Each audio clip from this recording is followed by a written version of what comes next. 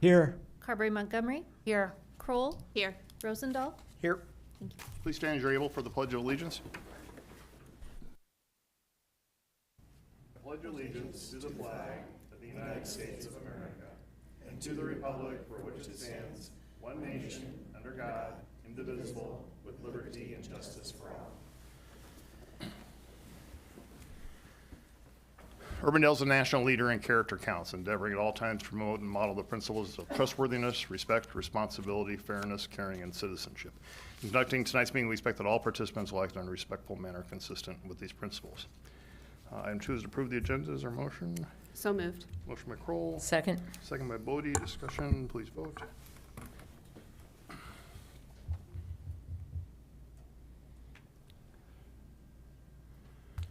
That passes. Item 3 is Citizens Forum. This is the opportunity to address the council on something that's not on tonight's agenda. I know there are a number of public hearings that maybe you might be here for, but if there's something that's not on the agenda that you'd like to address, I'll entertain any. Yep, go ahead. Yeah, come up to the podium. Yeah, and just give your name and the rest for the record. Thank you. Hello, I'm Holly Thayer. I live at 3901 Maryland Drive. And I'm here tonight to address the city's usage of automatic license plate readers, or ALPRs. I know the city is already reviewing how the police department uses this technology, and so I do appreciate the work that you're already doing on this issue. As you know, I'm volunteering with the ACLU of Iowa to investigate ALPRs. The ACLU has shown a light on the fact that ALPR usage comes with serious risks related to privacy and data collection. Because ALPRs capture photos of license plates indiscriminately without a warrant, there is a rapidly growing database of surveillance images that accumulate. Cities contract with private companies like Flock that maintain these databases, and there is a growing concern that law enforcement nationwide could gain access to local information as a result of loose restrictions on these private companies. These databases include tracking information on many people who have not committed crimes or who are not even suspected of crimes. I know the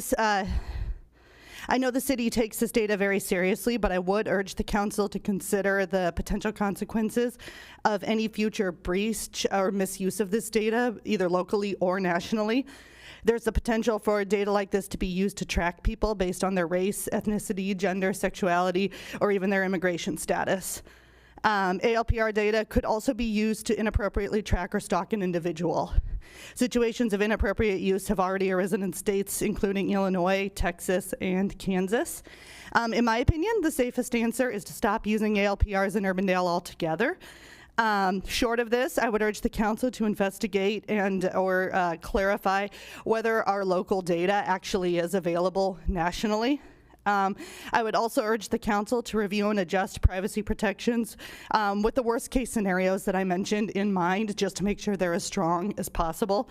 The city is tasked with looking out for residents' public safety. ALPRs might offer some help in this regard, but they also introduce their own safety concerns if they aren't very tightly regulated. I appreciate your consideration on this and all the work you do. Thank you. All right. Thank you, Holly. Just as an aside, I'll just comment back on that. I appreciate your comments. We have been looking at this at least since the issue has come up recently, and our chief has addressed this initially, but we will be taking a look at it, and I think we can address the concerns on this adequately for our residents. So I appreciate your comments, so thank you. All right, is there anyone else that would like to address the council on something that's not on tonight's agenda?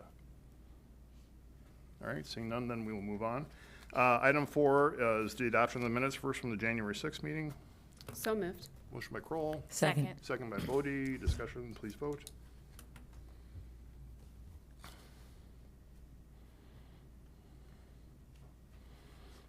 That passes. And then for the January 13 lunch and learn. Motion to approve the minutes from the January 13 lunch and learn. Motion by Rosendahl. Second. Second by Carberry Montgomery. Discussion, please vote.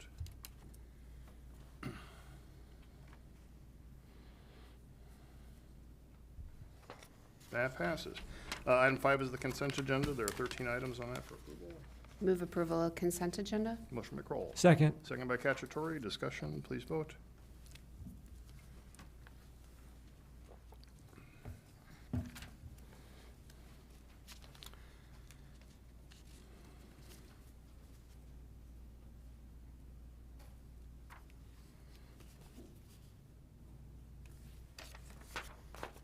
That passes.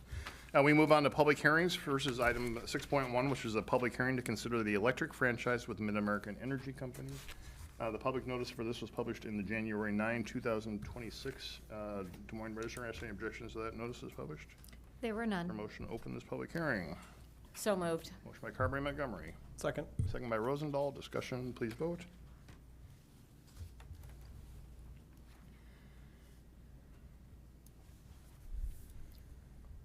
That passes. And to introduce us is John Conyer, our Director of Administrative Services and Risk Management. John? Thank you, Mayor and council members. Nicole, I have a short presentation, if you don't mind putting that up for me. Thank you. I was ready to go. So I'm going to address both 6.1 and 6.2 as the franchise agreements are the same, except for what they actually regulate. One is electricity and the other is natural gas, but the terms of them are both the same. So I'm going to do one presentation for both public hearings, and then if we have questions, we can hopefully address those in one setting instead of having to come back up a second time.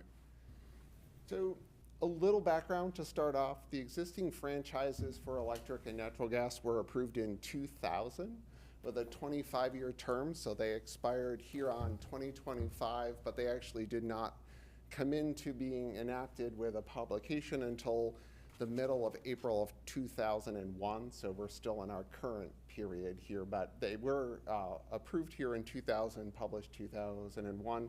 And so the new franchise agreements have been a partnership between staff and MidAmerican Energy over the past 10 and a half plus months. So this has taken a while for us to get here, but happy to be moving forward. The franchises authorize mostly the public rights of way. And so that is the city-owned land adjacent to trails, streets, and sidewalks. It establishes the rules for how MidAm will construct, maintain, and relocate natural gas and electric utilities inside of those public rights-of-ways. It authorizes MidAmerican Energy to operate an electric and natural gas systems and provide those services to our residents. And then also new for these franchises, it would also authorize the collection of a franchise fee. The terms of the franchises in front of you, they are non-exclusive. So if another company wanted to come in and provide an electric system, they could if they wanted to. Don't anticipate that ever happening. It's intensive, but they are not exclusive. They are for 20-year terms, so slightly less. And I know that council had brought up that the extended term of 25 years was something that was a little great. And so that was negotiated down to a 20-year term. And then more importantly, it has an opener in years 10 and 15. So if there's something we would want to address or MidAm would want to address in the 10th year and the 15th year, then we could open them back up and work on those issues and come back to an agreement. It also deals with public rights of way in where utilities are placed inside of those, how we excavate and restore. So if they're doing work, how they would excavate and restore. Also updated responsibilities for relocations. So when would MidAm be responsible for relocating, say, their electric system or their natural gas system, or when would the city be responsible for those costs moving forward? And then also vegetation and tree management standards for taking care of the systems, and then also inside of a project for who would have to pay for it if you had to clear and grub before you would relocate moving forward. The franchise fee, it is proposed at 1% gross of electric and natural gas revenue. You can't charge by Iowa law a franchise fee and the local option sales and service tax, so this would replace the LOSST tax. It's recommended that we charge it on all accounts. And then the combined estimated revenue for both electric and gas would be a $500,000 or $500,000 in the first year moving forward. Where are we in this and where do we have to go to get this approved is kind of why I put this slide here. We're at the public hearing for the franchise agreements tonight that we set last meeting to hold those tonight. We also need to hold a public hearing on the revenue purpose statements. That is how you are going to use the 1% franchise fee. We would need to hold a second reading on the ordinances, and then before they became official, we would need to publish those, which is anticipated on February 20th. All of that information goes to MidAmerican Energy Company, along with a variety of other information, and then it goes into their queue to actually start the process and make those O's official and to start to collect the franchise fee tax. We have Tyler Gartenberg here, and I'm going to put him on the spot in the back. He did say that they would help expedite the franchise fee piece for us.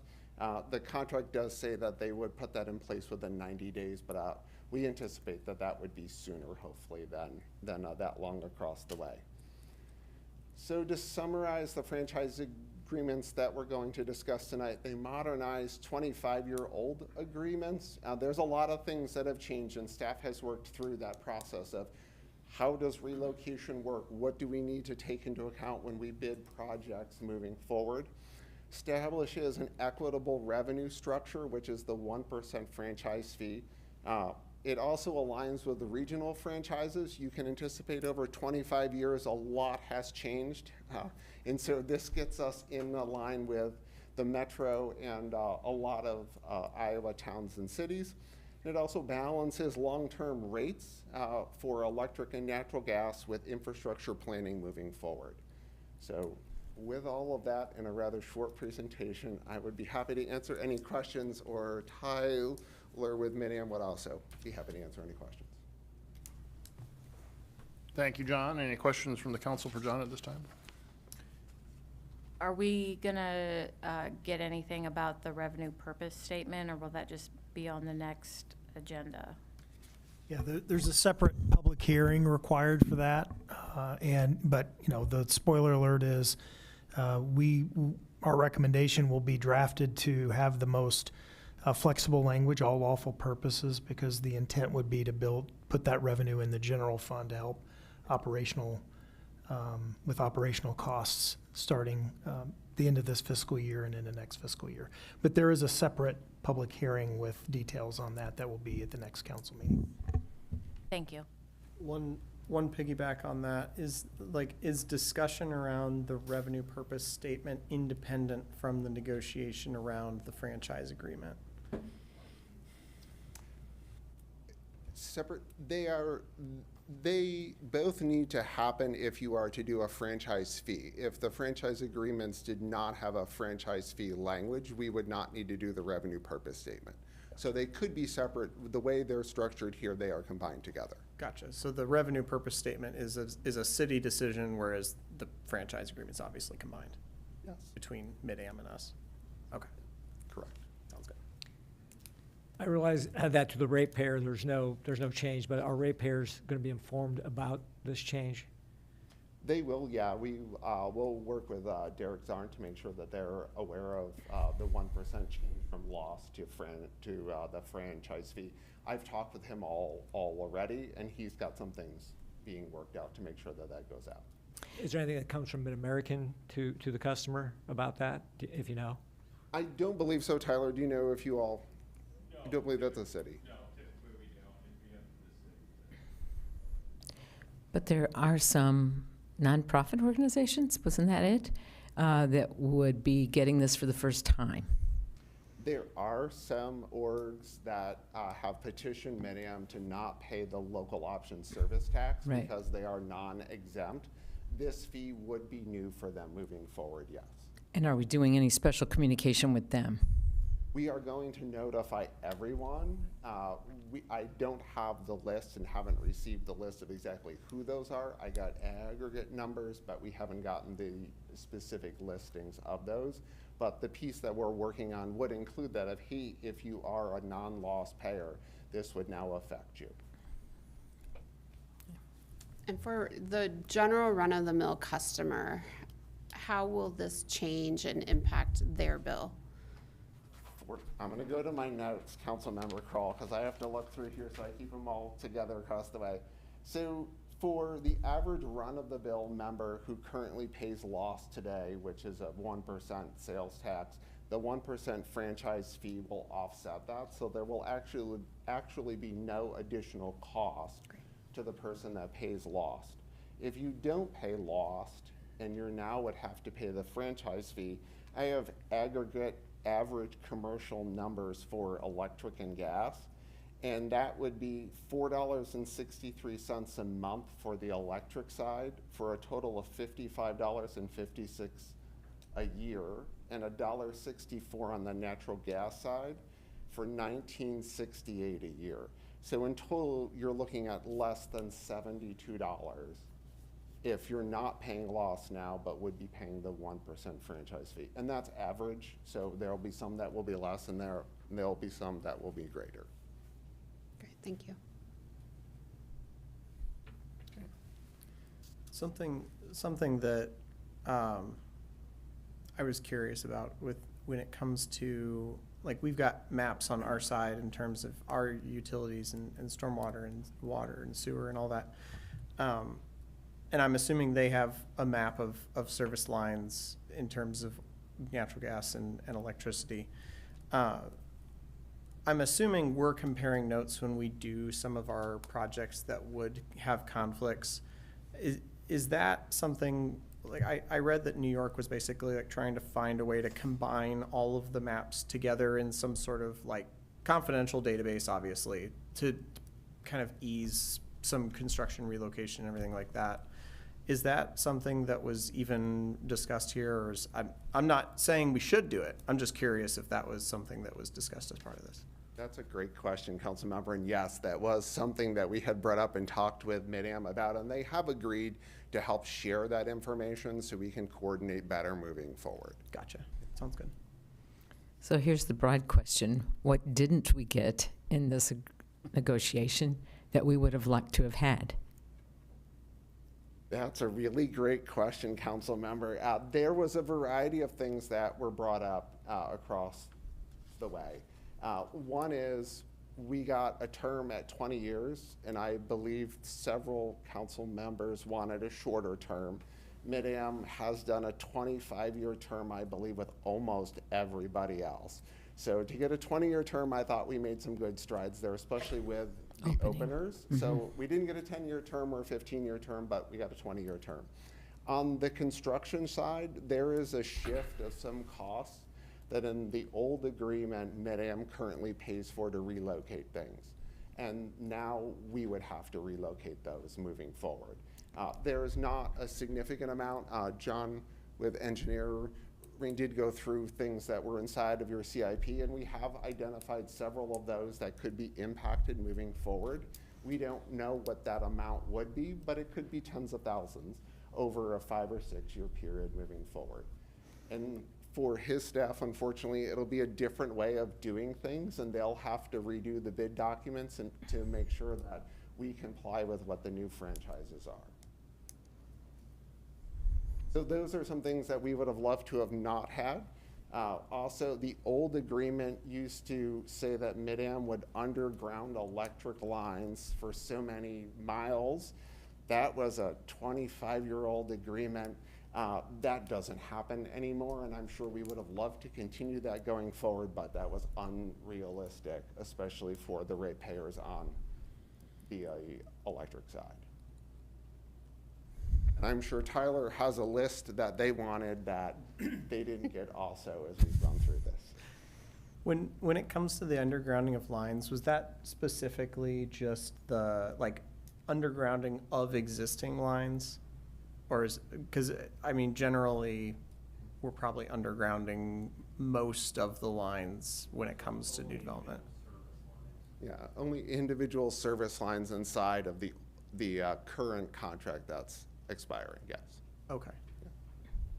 I didn't understand that. I'm sorry. Can you explain that a little better? I'm gonna bring up the expert. Yeah. So what we had was an agreement that they would do 500 feet a year. So it's basically if the individual service line was over like an arterial street to service your house, they would come underground, sometimes up another pole and over, but at least the lines over the main arterials would go away. So, and actually probably most of the ones that we were capable to underground have been done over those 25 years. There's not a whole lot left out there. Okay. Okay.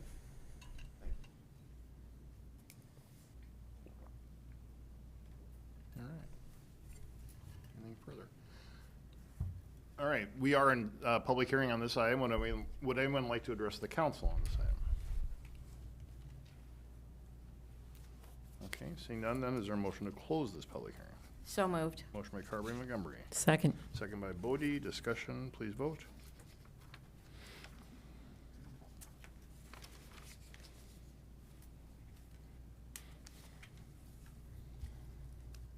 That passes. Is there a motion? Motion to approve Council Letter 8410. Motion by Kroll, Second. second by Cacciatore. Discussion, please vote.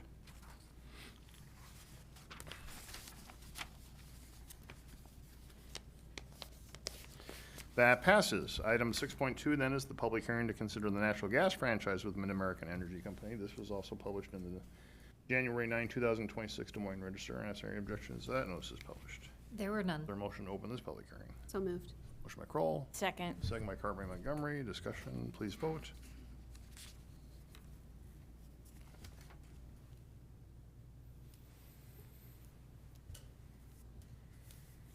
That passes, and I assume nobody has any further questions for John on this one. And then I would open up to the, again, to the, is there anyone that would like to address the council on the natural gas franchise with MidAmerican Energy Company?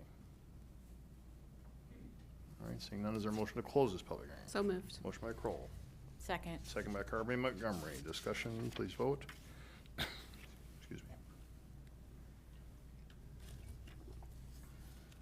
me. That passes. Motion to approve Council Letter 8412. Motion by Kroll, Second. second by Cacciatore. Discussion, please vote.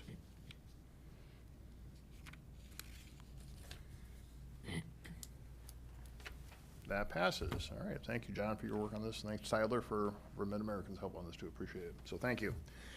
All right, you move on to item 6.3, and that is a public hearing to consider the Municipal Code of Urbandale Updates Phase 1. The public notice for this was published on the January 5, 2026. What? Just getting ready. Des Moines Register. Are there any objections to this notice is published? There were Is there a none. motion to open this public hearing? So moved. Motion by Carberry Montgomery, Second. second by Bodie. Discussion, please vote. You're geeking out, Blake, is that what I you're am. Okay.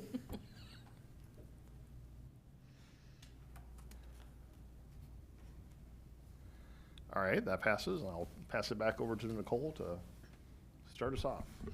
Certainly, Mayor, members of council, this represents the mechanics of the changes, the largely administrative and citation changes, and some of that obsolete language that we talked through at the November Lunch and Learn.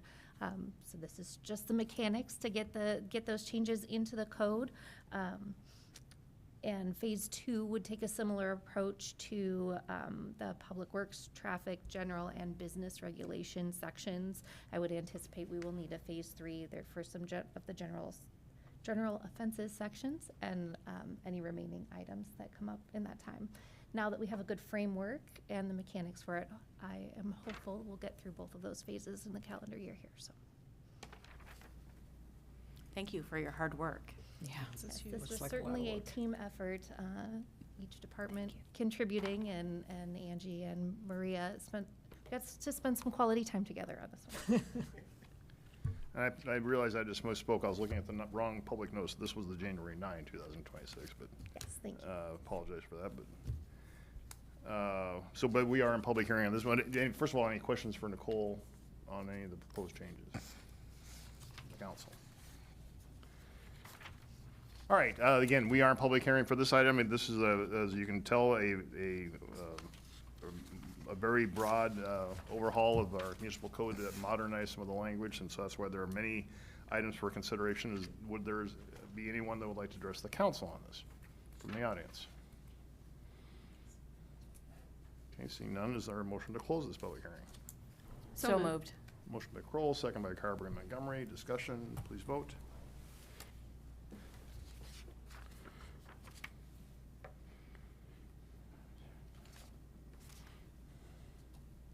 That passes, and Move council letter 8423. I think we need to take these Oh. individually, don't we? That's why I got excited. Yeah. I'm going Oh. to back off. Have fun. Go Yeah, we need for to it, take these Blake. as individual votes, so. Motion to approve first reading of ordinance 2026-03. Motion by Rosendahl, Second. second by Bodie. Discussion, please vote.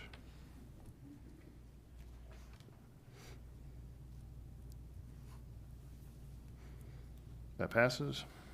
Motion to approve first reading of ordinance 2026-04. Motion by Rosendahl, Second. second by Bodie. Discussion, please vote.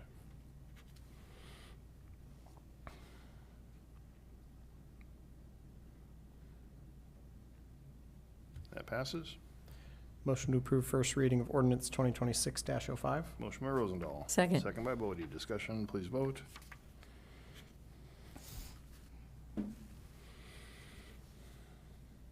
That passes.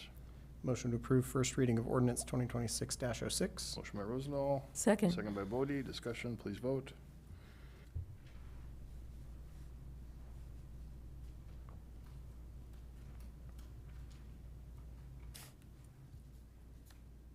That passes. Motion to approve first reading of ordinance 2026-07. Motion by Rosendahl. Second. Second by Bodie. Discussion, please vote.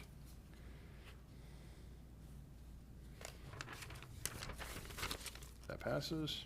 Motion to approve first reading of ordinance 2026-08. Motion by Rosendahl. Second. Second by Bodie. Discussion, please vote.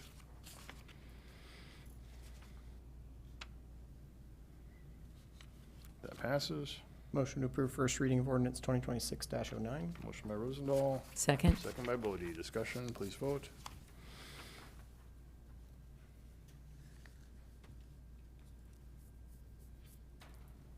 That passes. Motion to approve first reading of ordinance 2026-10. Motion by Rosendahl. Second. Second by Bodie. Discussion, please vote. Just let make it easier for notes.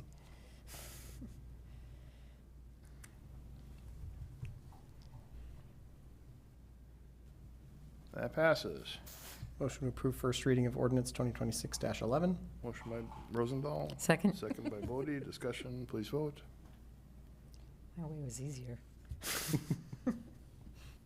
That passes. Motion to approve first reading of ordinance 2026-12. Motion by Rosendahl. Second. Second by Bodie. Discussion, please vote.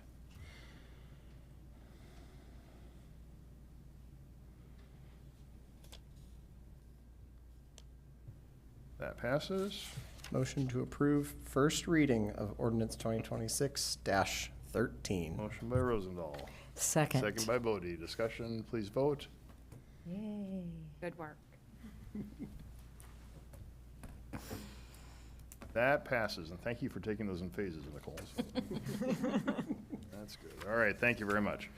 Item 6.4 is a public hearing to consider the Colby Woods Lot 1 and Colby Woods North Plat 2 amendment to the Planned Unit Development Master Plan at 3303 86th Street. The public notice for this was published in the January 5, 2026 Des Moines Register.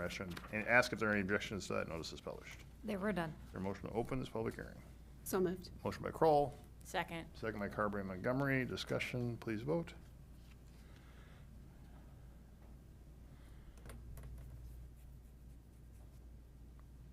That passes. And introducing this is our Assistant Director of Community Development, Christy Bales. Christy? Very good, thank you, Mr. Mayor. If it's okay to, I'd also like to include 8.2, which is the Hy-Vee nitrogen tank site plan. I think I have that number right from the agenda. It all comes as one big package, so clearly you can do your motions later, but I'm gonna kind of dabble between both topics, if that's okay. The public hearing and site plan before you this evening is really close from here. Across the street, the Hy-Vee Training Center, dark store, has a few different names, is where we're gonna focus, and that's this parcel here at 3303 86th Street. The property is zoned PUD, which it's part of the larger Colby Woods PUD that actually extends from Colby Parkway almost all the way down to Hickman. So this PUD is written with a whole mix of commercial and multifamily and office and a whole mix, but we're gonna focus just on this parcel this evening. It's a little under 9 acres in size. The Colby Woods site, or excuse me, the original site plan for this was approved back in 1989. An amendment has been requested in order to allow the expansion of the bakery operations that are currently going on and allowed to be going on at this location. The PUD for this area designates it as retail office. So when we look at the list of uses for this area, it includes the CO, the Office Service District, most of the CN neighborhood convenience districts, and then as well as some general commercial uses, including the retail bakery. And I quoted that directly from the PUD master plan and put it in your staff report so that you had that language. They would like to expand the bakery operation to add a freezer component, including a nitrogen tank. So that's where we're going to introduce the site plan conversation, a nitrogen tank on the south side of the building. So I'm going to zoom in a little bit, and then I'll turn over to some photos. The nitrogen tank would be here, as I mentioned, on the south side of the building. They have 2 compactors in that area, and the site plan shows how they would relocate those a little bit to the west. Oops, sorry. So here's the Hy-Vee site plan at the top. The tank is a little over 31 feet in height. And would be placed, it's the circle shown here. I'm going to go here where they have a zoom in of that box. So you can see the tank would be here. They have a compactor that would shift west, and then their cardboard compactor that will be shift a little bit farther west. But this is what we're talking about. So as I mentioned earlier, bakery operation currently allowed, but the introduction of more of a manufacturing type of use with the frozen muffin pucks is what they are usually talking about with this operation. Kind of led us into we should probably make sure this is compliant and get it into conformance with the PUD master plan and not just assumed it went in with the other bakery operations. Originally, the request also included some amendments to the noise component of the PUD master plan. We've since gotten through that. Staff was recommending no changes to that area, and Hy-Vee came back and they've added a piece of ground equipment to help with the noise of the transference from the truck to the tank and the revving of that. So they've added a piece of ground mounted equipment to address that issue of the noise. They are currently running 3 shifts and they plan to do the same as well. There is no anticipated increase in the number of employees with this addition. It's just adding the use. As you've heard me talk about before, we require the screening of ground-mounted and rooftop equipment because it's a almost 2 tall tank. You can't just put a fence around it. It would be a wind sail. And so they're proposing, actually I'm gonna go to this one. This is what that looks like.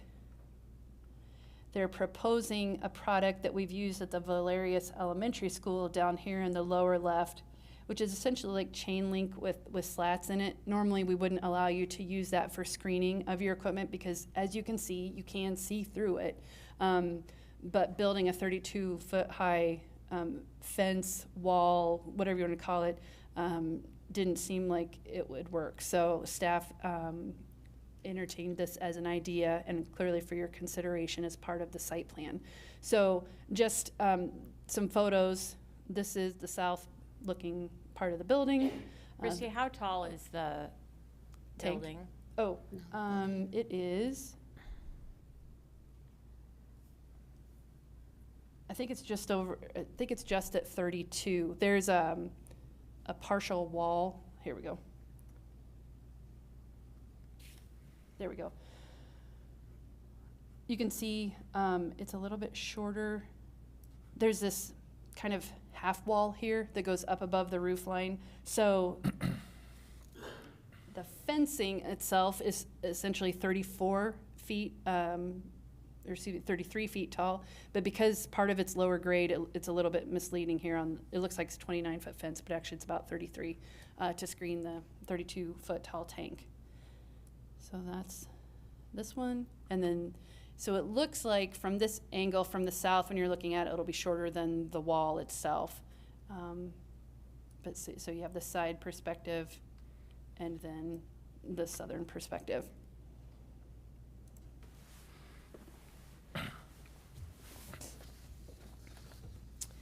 Staff did recommend approval of both the PUD master plan change and the site plan. We noted in the PUD staff report no changes to that noise part, so they'll still be subject to the city's related noise ordinance and the PUD master plan language that I included in your staff report. We also, as staff, and then also as the Planning and Zoning Commission, recommended approval of the site plan, subject to those comments and conditions that you see in the site plan. So site plan motion comes later, but I'm saying it all in one breath. With us tonight, let me back up. Included in your packet were some emails of concerns. I know those are going to come up, and so I can try to address some. But with us tonight is Jeff Stein and Randy Downs, both from the Hy-Vee operations, including some others from the operations. I think there are at least 5 of them, but I don't know everybody's name. So they are here to answer any questions as well on this project. But I'll take any questions you may have first. All right, thank you, Christy. Yep. Christy, could you talk about what the existing noise ordinance is that applies here? I mean, is there hours of operations for the trucks and deliveries that limit the hours that those can operate? There are, and I always have to look it up online because it's not an ordinance I enforce, and so I'm less versed in that. So I will look that up here in a minute. Do you have any other questions? Well, I think that might lead to other questions. Okay, got it. But Hang on a second. other people can jump in with other questions. No problem. I wouldn't mind understanding how the 2 votes work together here.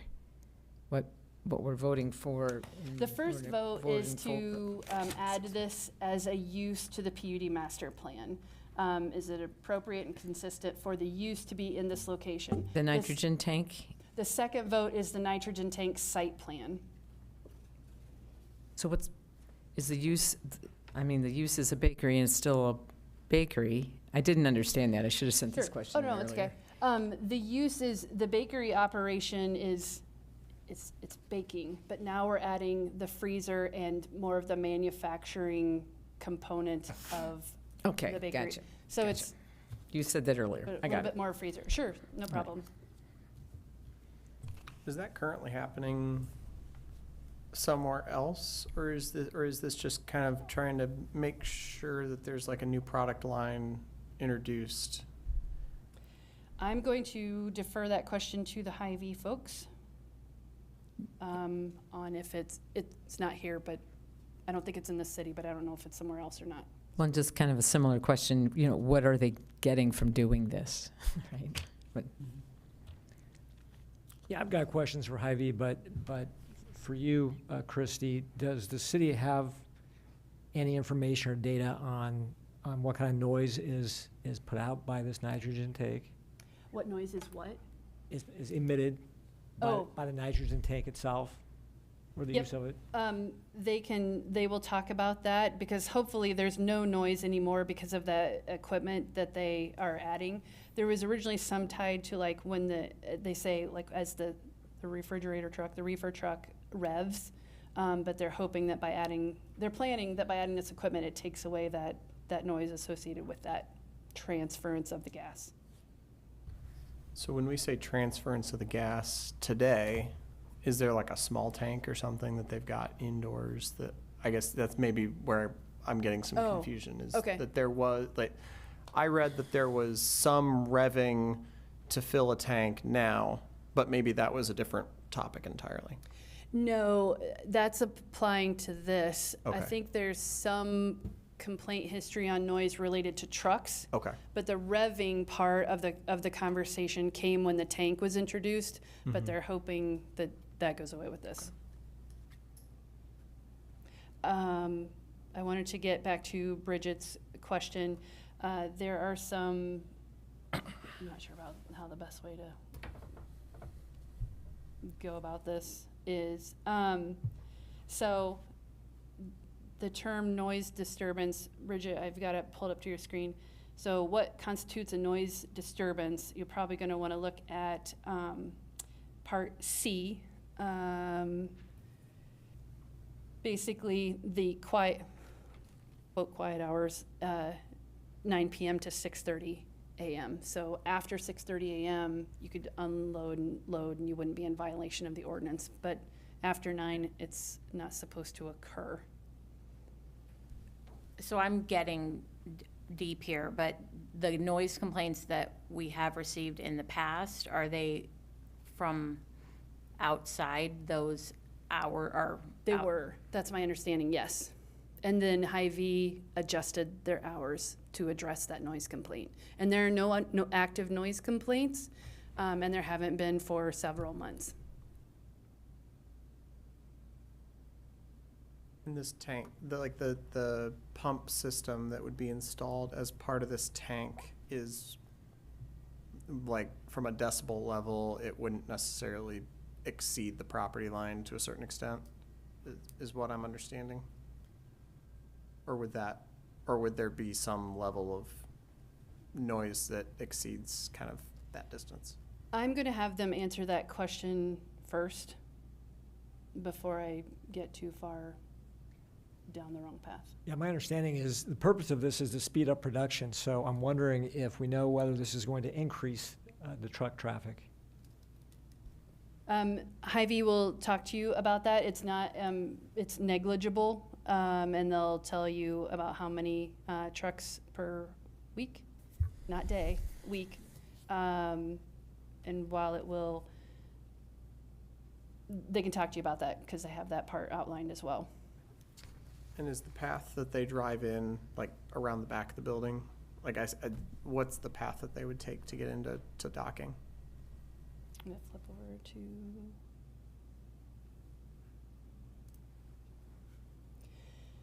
From my observation, I believe it's this. They have 2 points of access, and it's this.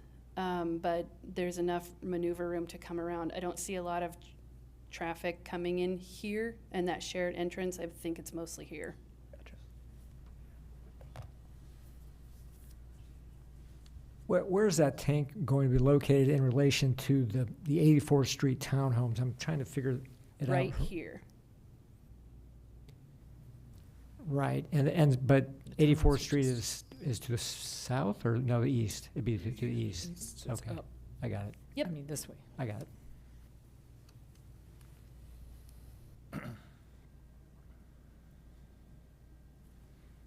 Okay. Any further questions you have for Christie at this time?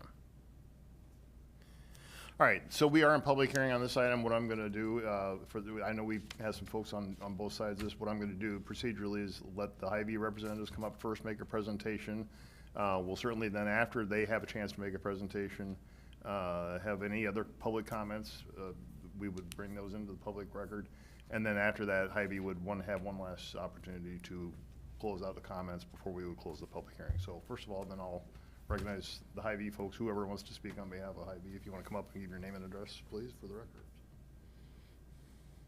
I can't play my harp in my backyard after 9 o'clock. Good evening, Mayor and council members. Jeff Stein, Director of Site Planning at Hy-Vee, here to represent Hy-Vee on this matter, requesting the amendment to the PUD for the use, and then also for the site plan approval for the tank addition and the small enclosure there on the south side. I guess I can start by mentioning the fact that we did have a neighborhood meeting about 3 weeks ago prior to the Planning Commission meeting. We have received a few letters, as you have in your packet. But as Christie mentioned, this is an expansion of existing bakery. This is an existing bakery operation that is going on. There is a new line that would be introduced of creating these muffin pucks that would then be distributed to, it actually goes to PDI and then distributed to all the stores. Stores bake them off and do that. So the actual frying is occurring today of the donuts. That portion of the baking operation would expand a little bit as well. So but the muffin pucks and the nitrogen tank is only required for the muffin puck expansion. So the donut fryer is occurring today and will continue to occur as an existing use. The nitrogen tank does come with, there was some conversation, as she mentioned, about the equipment associated with the tank. When the delivery truck does come to fill up the tank with nitrogen, Historically and traditionally, what happens is the truck sits there. It uses the power from the engine of the vehicle to pump and fill the tank. That's part of the noise that was of the concern, that we worked through with that with staff and with our supplier. There's a ground-mounted piece of equipment, electric pump. So as we all know from between electric cars and car cars, they're a lot quieter. The electric pump will be a lot quieter. We don't anticipate any noise issues associated with the nitrogen tank. And again, it'll be delivered during those hours that we discussed a minute ago, 6:30 to 9. How often do you have to fill the truck or fill that tank? It's based on use. Right now, they're estimating about once every couple of weeks. Thank you. And while the tank is in use, there's like, it's a line into the building, there's. Right. It's just. run Correct. through. There should not be any continuous noise or noise from that tank, from that going into the building and out as it circulates through to operate that freezer. Gotcha. Correct. And when you're talking about like introducing a service line for the muffins, is that's just net new, or you're trying to like move that from a different facility into here? No, that's net new to Hy-Vee. We are right now getting some of this product from an outside supplier. It's something we would produce in-house now and distribute internally.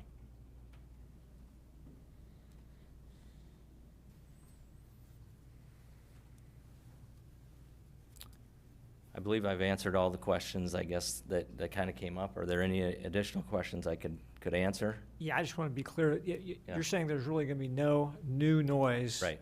Aside from this electric pump, which is going to be fairly quiet. Right. Is there going to be any increase in delivery truck traffic or other traffic? Yeah, thank you for bringing that up. I guess I'll start by answering that question with a little bit of, I'll get to it eventually, but this facility was originally approved back in 2016 as what we called our dark store. It was going to deliver a lot of home. There was a lot of traffic associated with that was approved at that time. The current use, because we're doing this limited bakery operation right now, we don't have near as many trucks now as we had when it first opened in 2016. So relative to today, yes, there will be more. However, relative to historic use and what was originally approved, there will be less. Right now, we have about 4 trucks a week coming in, about 8 trucks going back out with product, smaller trucks going out. That'll increase from 4 coming in a week to 7 coming in a week, so 1 a day coming in a week, and about 13 going out per week. So what is it, 20 trucks per week would be the current expectation. Can you tell us what concerns, if any, were raised at the neighborhood meeting? At the neighborhood meeting, we had one participant who's here, Alan, did not have a whole lot of concerns at that time. I think will come up and speak maybe at one point during this. But he was fairly positive towards the operation, again, understanding that it was an expansion of this existing operation. He personally did not have a lot of concerns at that time. What are the types of concerns we need to be considering regarding a nitrogen tank? I've seen mentioning Yeah. of safety concerns. Yeah, so nitrogen, I'll start out here, is an inert gas. It is, it makes up, I think, 78% of the air that's in this room that we breathe in right now. It comes in a liquid form, and it's pressurized to become a liquid. So it is a pressurized tank. Should there be a release or anything like that, the concern is not to the ambient air, the environment. The concern is to the immediate area. It's a cold, very, very cold, as is going to be used for a freezer. Again,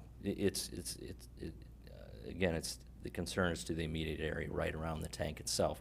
And that's one of the reasons for the porous screening is that it needs to allow that to dissipate. What it does, it goes from a liquid to a gas fairly quickly. So it's the liquid state that's the concern. Once it turns into a gas, it's not flammable. It's, again, the same air that we breathe. It would just dissipate into the atmosphere. In the event of a rupture in a tank, what would that diameter be that you would kind of have concern about that temperature drop and the gas release? Yeah, gosh, I don't know the exact diameter. I mean, I'm not going to try to I've got to guess that it's the immediate area of the employees in that area. The tank is a 250 PSI tank, and it operates at roughly 50 PSI. So there in of itself is about a 5-time factor of safety. We're going to operate at a very low pressure rating relative to the tank capacity itself. The tanks are inspected, they're state regulated, so there are inspections that do occur. There's also relief valves that release if should something really go awry. So not aware of any punctures of the tank allowing that. Gotcha. And I honestly don't know how far it would project. I don't anticipate far. Gotcha. According to the staff report, there was a request from the applicant to modify the portion of the PUD master plan related to noise.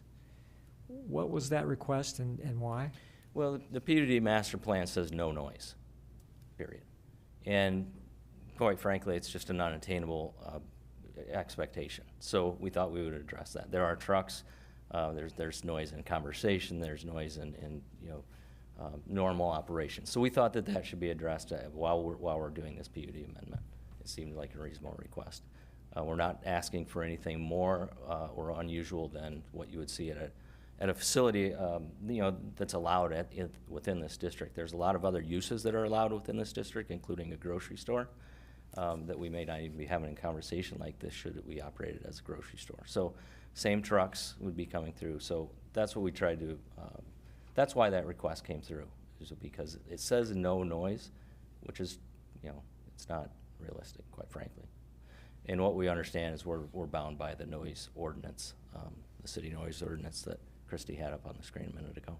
Yeah, my concern has to do with the townhomes that are just to the east. I think those are a little closer to this use than what we might, well, there are homes close to Hy-Vee on 86th and Douglas as well. But what if any complaints? It sounds like you have had noise complaints in the past, but not for several months.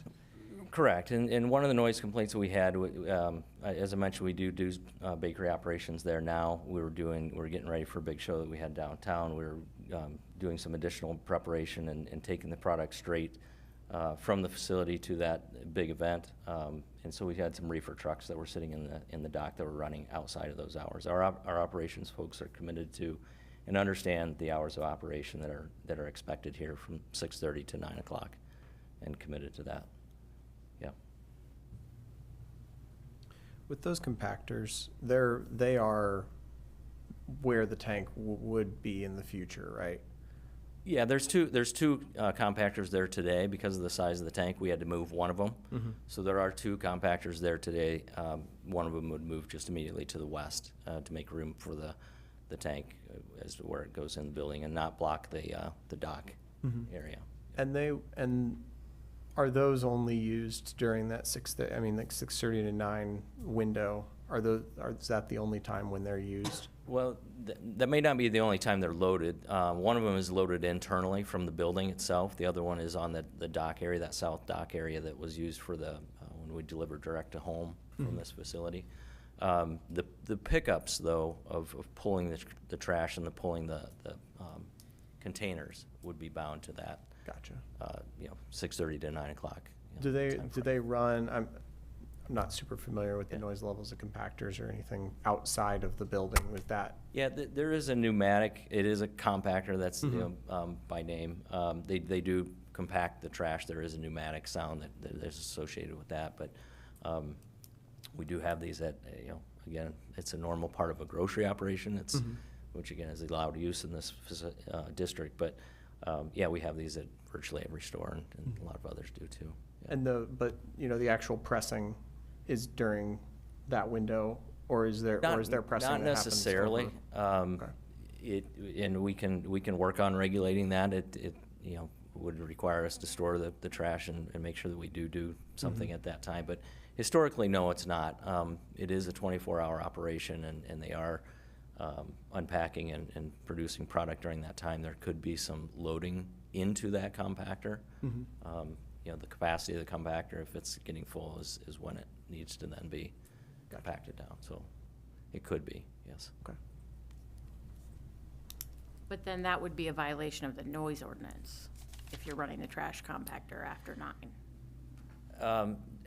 Again, definition of noise, when you say no noise or there is some noise with it, is it an unacceptable level of noise? We're 300 feet away, I think, from the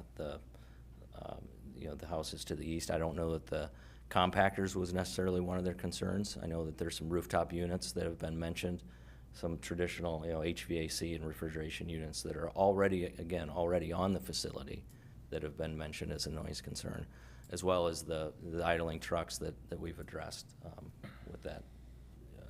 From what I understand, maybe a one-time event on that idling truck. It's hard to see on this picture. Is there a berm or what type of screening occurs between the townhomes and the facility? Yeah, there's, from the original construction of this facility when it was a retail facility, there was a lot of screening installed, along this backside. There's about 30 or 40 feet here of green space. It is it's a berm, but it's sloped up all the way up. The townhomes, condos do sit quite a bit higher than this property itself. At some point, and we're not exactly sure when, but there were, down on the south end here, you can see that there's some smaller evergreen trees. Those were added at some point between this 2016 and maybe 2020 operation. I don't know if it was with the original 2016 site plan, because some of those operations, that we were focused on at that time were down here.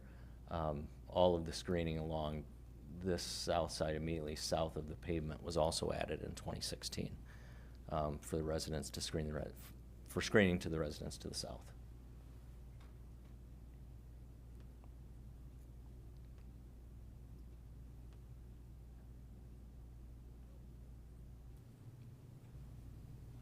Any other questions?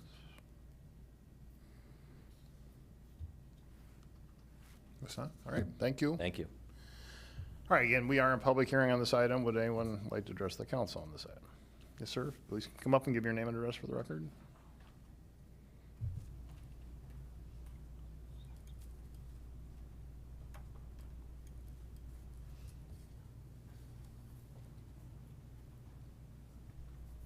Hi, my name is Alan Webers. I live at 8307 Wilden Drive. If you were to look at the map up there, there's, of the townhouses up there, there's 2 HOAs. One is the ones that are directly behind to the east, and then the other one are the ones that are a little farther to the east. I'm president of the HOA of the ones that are a little farther to the east.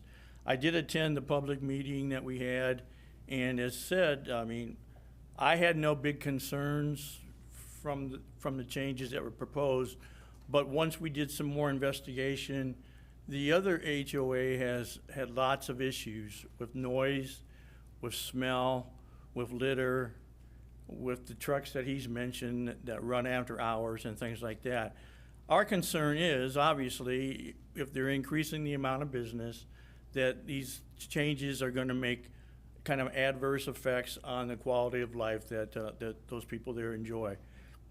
And I'm trying to be realistic about all this, and I know that some things you just can't do, but the concern is, I know Hy-Vee says they're going to stay within those boundaries and stuff, and the key is, will they stay within the boundaries of those hours of noise and stuff?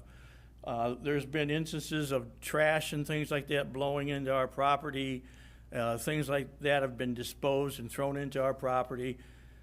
I don't know if there's anything that can be done about that, but we do have a lot of concerns about the increased truck traffic, about the increased noise levels, the increased smell from additional bakery, and we're hoping that we can work with Hy-Vee and work with the city council here to get a good resolution that's good for everybody. Obviously, Hy-Vee is a good corporate business partner for lots of people, and I'm a big Hy-Vee supporter. I always have been, always will be.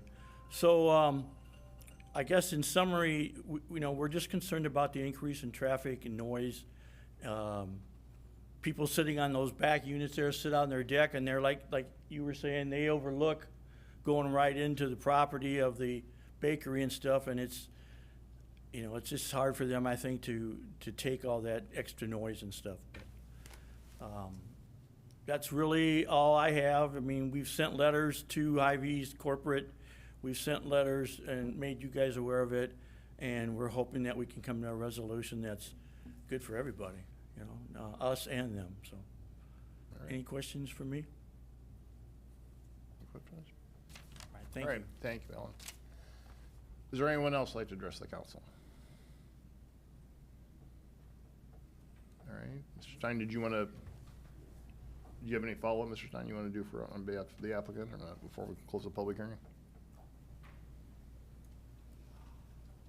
Yeah, again, we take his comments heartfelt. We are committed to addressing some of these things. The litter, that's on us completely. We'll address that if there is anything blowing into the neighbors' yards. I guess the one thing I would like to address is that the noise, we don't anticipate this use to add any noise to what we're doing. There are noises from HVAC equipment and trucks. They do run. Yes, they do. What we anticipate from this addition should not increase any of that. So I just wanted to make that distinction that there is currently a bakery there. There are the bakery smells. You know, again, there are a lot of other uses that this could be, including restaurants. So this could be a restaurant, maybe not somebody's favorite restaurant or favorite smell. So it could be that as well. So I'd personally rather smell a bakery smell than some other things. So My question I'm sorry, I didn't mean to interrupt. Yeah. So the expansion will be for these muffins, these pucks that you're gonna make. Right. So you're not gonna be actually baking those there. You're mixing the dough and then freezing them. And Right. then, so That- is there gonna be any increased bakery smell from what's currently today? Yeah, and I thought I tried to clarify that earlier. There is going to be some additional baking. The nitrogen tank itself is for the muffin pucks. So we're increasing some baking, Yeah, yes. okay. To answer your question, that is yes. Okay. The nitrogen tank, which is the site plan approval side of it, is for the muffin pucks. It's not, we're not baking those. They're being baked off Yeah. at the store. So Yeah, yes. okay. Yes and yes. In consideration to any litter blowing issues, Yeah. is there a way that can be, like, you guys can be alerted to a situation where maybe folks are tossing stuff when they shouldn't be, or is there kind of an escalation path that HOAs can bring up? How the communication happened in the past, I don't know exactly how it broke down or didn't get addressed. Again, that is something that our operations is aware of and committed to fixing along with the hours of operation. As far as some of the stuff that was thrown on the property, I think I heard that mentioned as well, and I think that was some tree stakes or something like that, and again, shouldn't happen. We should be out there and with an open line of communication, we're absolutely going to take care of those things. But is there a person they need to escalate through? Because I just want to make sure Yep, that there's a way for them to report if there's a Right. problem. Right. I don't have that name right now, and it does change from time to time. There are different facility managers and operations folks in charge of this. So, but absolutely, we want an open line of communication to the HOA or the president, and we can open those up and make sure that we're talking on a regular basis if there are those concerns. One of the repeated concerns in the emails that we received was related to employee smoking and that smell wafting into the adjacent home areas. Is there something that can be done to move the employee smoking area to a different location that doesn't, that is not adjacent to homes? Yeah, I don't know exactly where they're at right now doing the smoking. I don't know how that's affecting. I did not see that in one of these emails, so that is a little bit new to me. And I apologize for that. If they're out, I believe maybe out on the right of way smoking, because one of the things with Hy-Vee's policies, they're not supposed to be on Hy-Vee property smoking. So I think a lot of them are moving off into the off property. We will certainly find a way to address that, whether it's asking them to stay in their vehicles. We'll find a way to address that, yeah. Thank you. All right, any further? All right, again, thank you. With that, then, is there a motion to close the public hearing? So moved. Motion by Kroll, Second? second by Rosendahl. Discussion, please vote.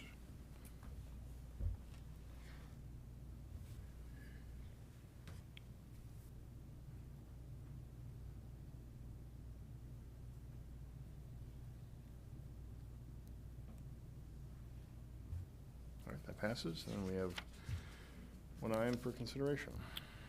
Move approval of Council Letter 8435. Motion by Kroll.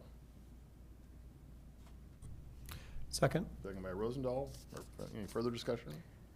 I would just like to say, I think we've addressed the tank situation in terms of noise and that, you know, when it comes to some of the other complaints and concerns that we've heard, I think this has been a good forum to bring those up. And I think, you know, having that escalation point for litter and making sure that we're staying within the noise hours and things like that, very important to have as part of this conversation. I'm glad we've got to ask those questions and appreciate you coming in.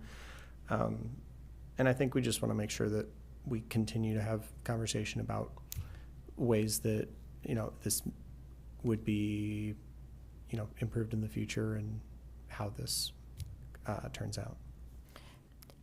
I apologize for this, but as I'm thinking about it, another question is occurring to me. It's probably a Christie question, and that is really, if we are to do this, what are we opening up that could happen on that PUD without them needing to return to us?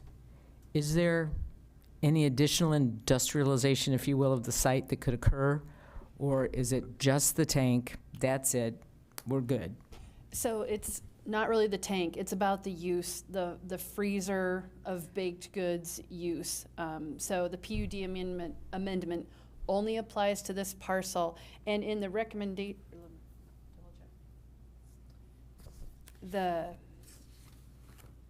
But the whole 9 acres, right? Yep, for the yeah, it applies to the whole parcel. 1 second. And so would this allow then a third or a second or a third? I'm not saying this would happen, I'm just trying to understand the implications. Number of tanks, like. Yeah, could there be more tanks? Could there, you know? They may request another tank, but you would see that as a site plan amendment again. Okay. You would not see a PUD amendment because the use is already there. And what I wanted to check was that I'd put the NAICS code, which is a standard industrialization code. So that's the number that we gave and restricted it to. So yeah, if they came back for a tank, you would see a site plan, but the use itself would be approved.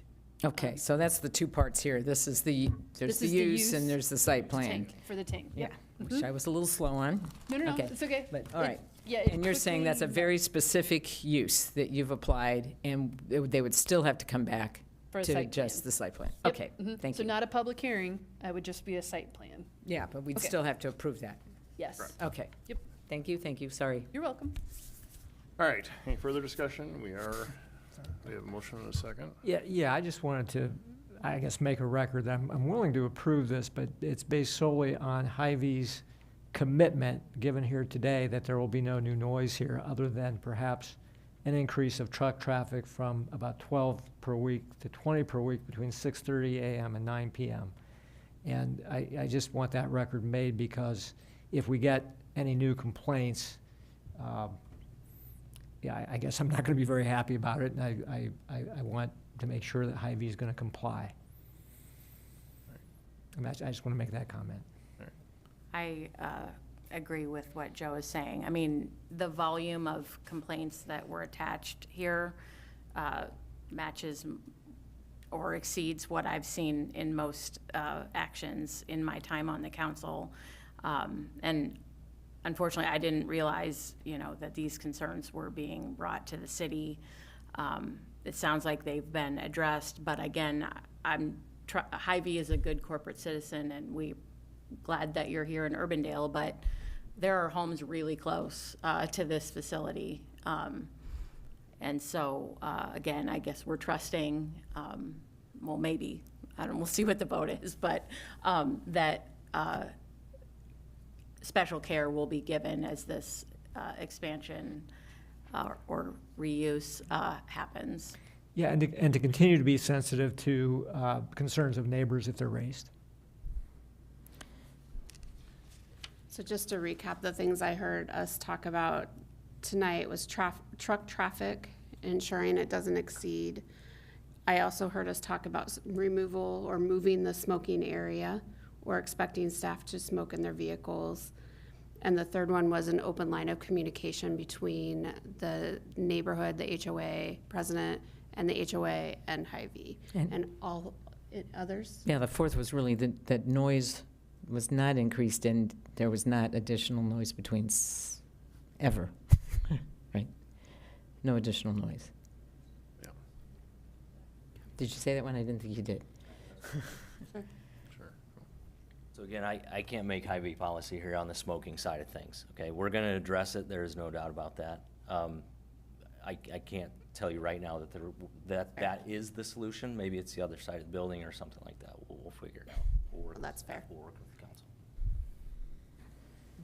So there's 2 HOAs and then an apartment building are really the neighbors that we're talking about. So that's a manageable, I mean, if we're working with those leadership, and I'm sure there'll be individuals within those, but making sure we're communicating, or those folks in the leadership of those groups know how to reach the store, and, you know, maybe the city doesn't have to always be the heavy. Right, well, Alan's here, and he can, certainly on behalf of his association, I hope you talk to your other association too. I will. Right?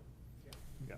And I think we can come up with a point of contact to work with Hy-Vee to keep all this stuff from escalating to a higher point that it gets to you guys.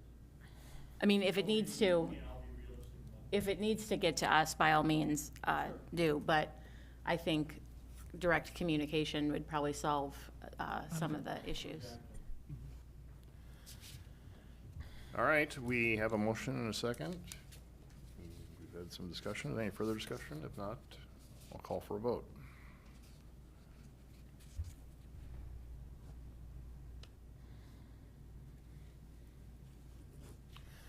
That passes. All right, thank you. Thank you, everybody. Thank you, Ivy. Thanks, Alan, and for the comments from the neighborhood. So we appreciate everybody's work on this. So,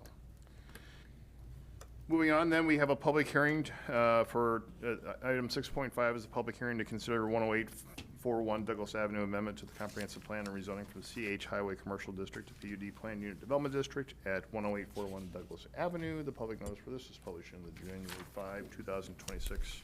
Des Moines Register. Ask if there are any objections to that notice is published. There were none. Ask for a motion to open this public hearing. So moved. Motion by Cacciatore, Second. second by Rosendahl. Discussion, please vote.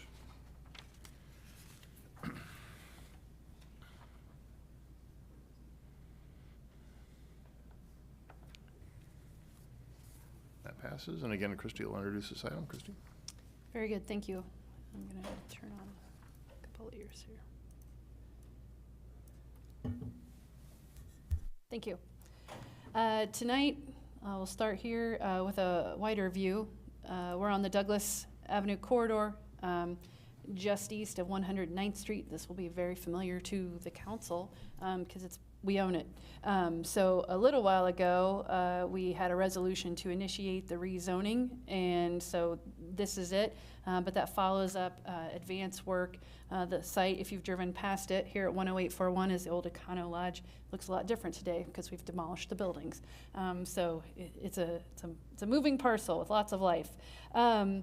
This is the step where we rezone the property. The property is currently zoned highway commercial. I'm going to turn on the zoning layer, that kind of dark blue color. You've got highway commercial next door.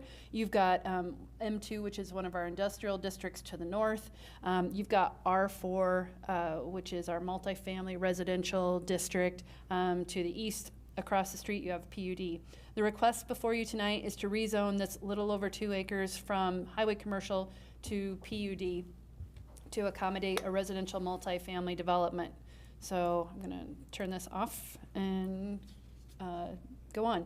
It's also to amend the comprehensive plan. So it's kind of a two-part. We need to amend the comprehensive plan and rezone it. The comprehensive plan currently designates the property as corridor commercial, and which fit with its old use. But now we need to change that. In the comp plan, you'll recall there were 3 areas of the city that kind of had special focus. The Douglas Avenue corridor from end to end of the city was one of those. And this was highlighted as a development opportunity for the city. So the city purchased the property, we demolished the property, I think we abated some asbestos in that property as well. Then we went out to request for proposals for a development that fit in with the vision for housing opportunities. And Volker, a company out of Wisconsin, was the selected consultant to, after evaluating proposals, to bring this forward to you. So the PUD master plan is being written to reflect this proposal, and is part of your consideration here this evening. Flip over. The PUD master plan was part of your packet as well. So a few things about the site. There is no direct access to Douglas Avenue. While they do have frontage onto Douglas, they will utilize access easements to get to 109th Street and 106th Street on the other end. So those are recorded public access easements that will need to be maintained as they consider the layout of the project. Just going to go through some of the highlights.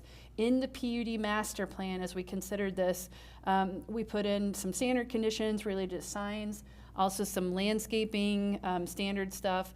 One of the things that this is a little bit different is it offers quite a few amenities. And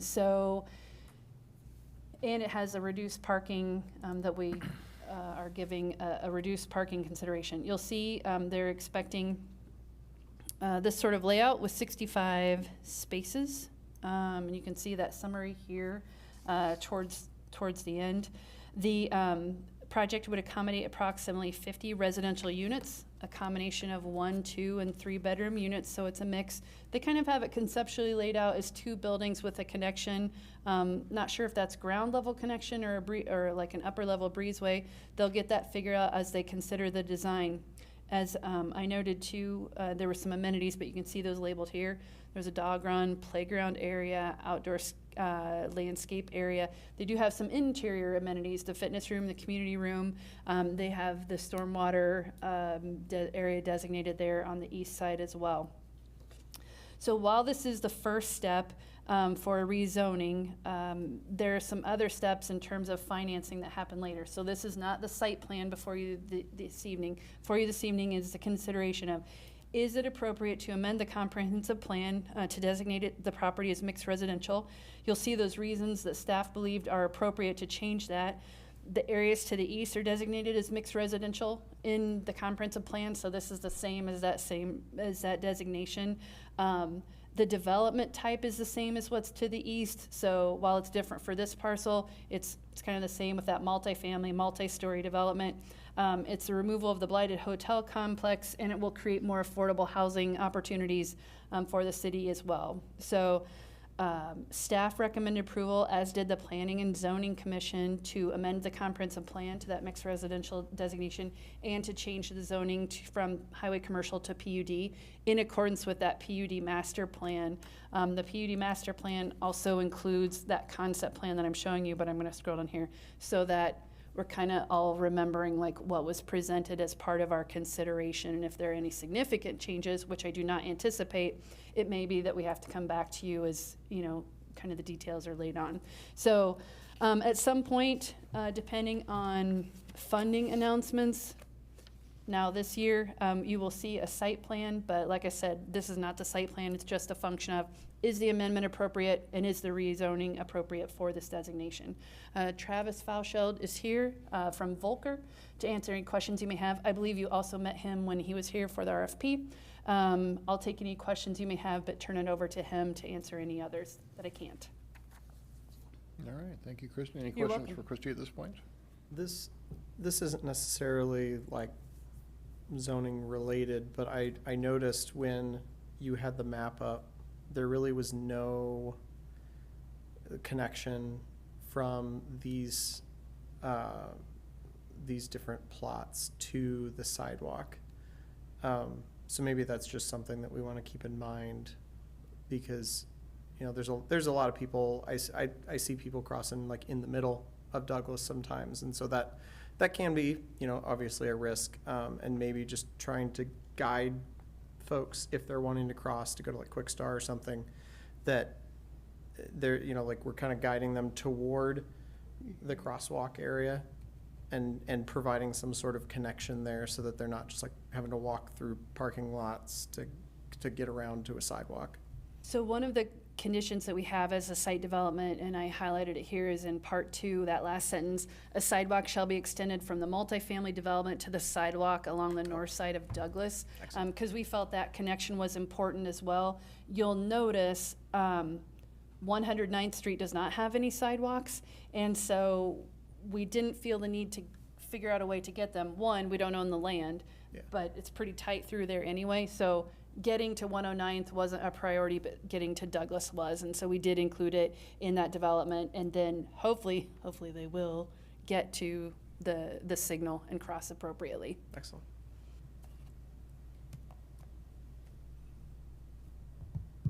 All right. Any further questions from Christie? All right, we are in public hearing on this item. Travis, did you want to add anything to start with? Or, Thanks for driving down. yeah. Good evening, Mayor and Council. It's great to see you all. Hope you had a great holidays. Christy, thank you for the presentation.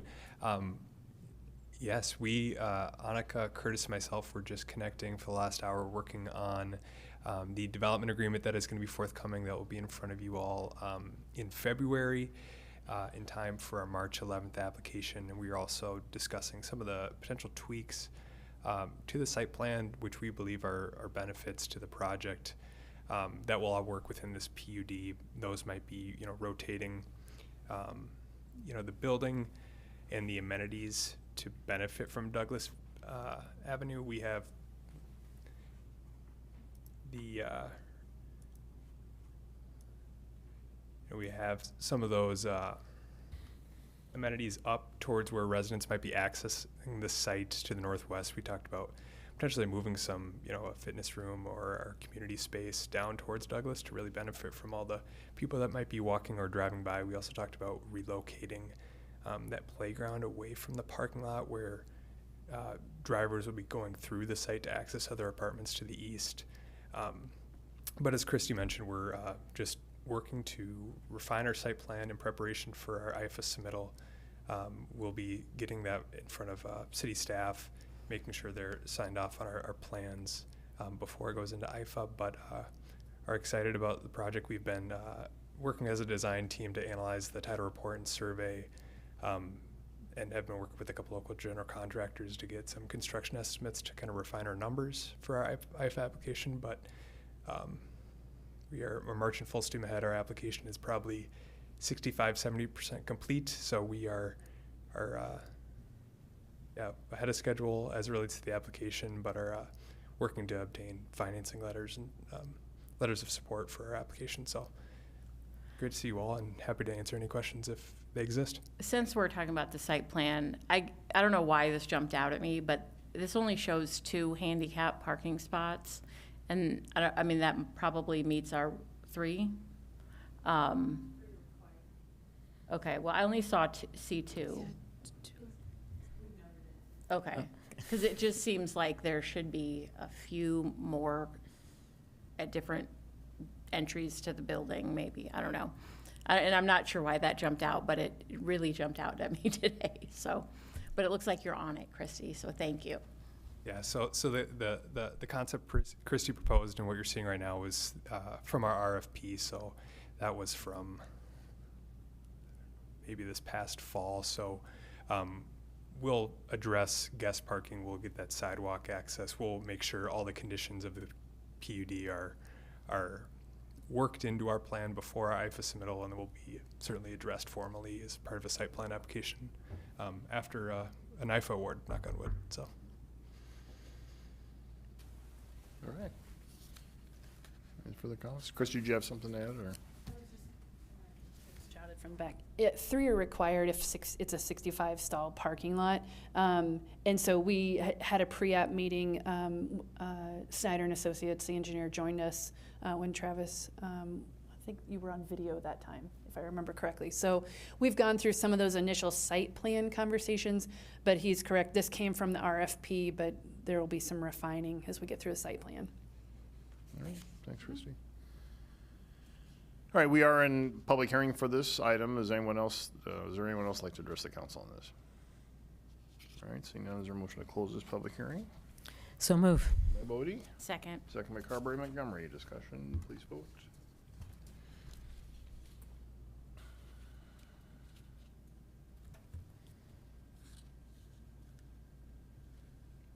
That passes. There are 2 items for consideration. Move first reading of ordinance We 2026-14. need to amend the comprehensive plan Oh, first. got to amend the comprehensive. Move to amend the comprehensive plan. Motion by Bodie, Second. second by Carberry Montgomery. Discussion, please vote. I'm really batting 1,000. I'm giving you confidence in your new pro tem. Okay. Oh, we have to revisit that. That passes. Move first reading of ordinance 2026-14. Motion by Bodie, Second. second by Carberry Montgomery. Discussion, please vote.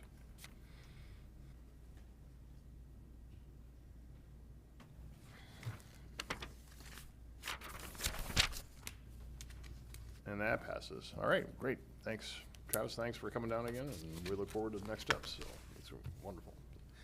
All right, moving on then to establish public hearings. First is item 7.1 to establish a public hearing for the Borofen property application for voluntary annexation for March 17. Motion to approve council letter 8418. Motion by Kroll, Second. second by Cacciatore. Discussion, please vote.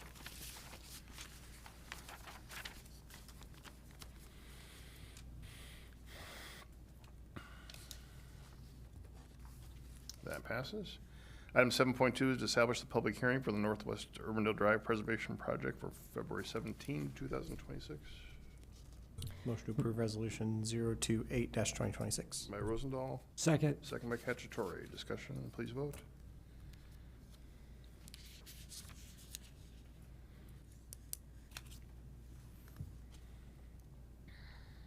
That passes. And item 7.3 is to establish a public hearing for the 2026 PCC Patch Program Phase 3 for February 17, 2026.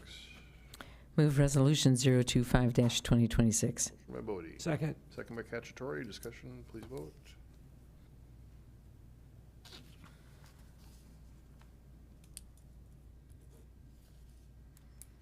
That passes. Moving on to item 8, planning zoning items. First is item 8.1, the Waterford Way Townhomes Plat 2 final plat at 147th Street and Waterford Road.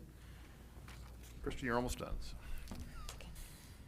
It's all good. It's all good.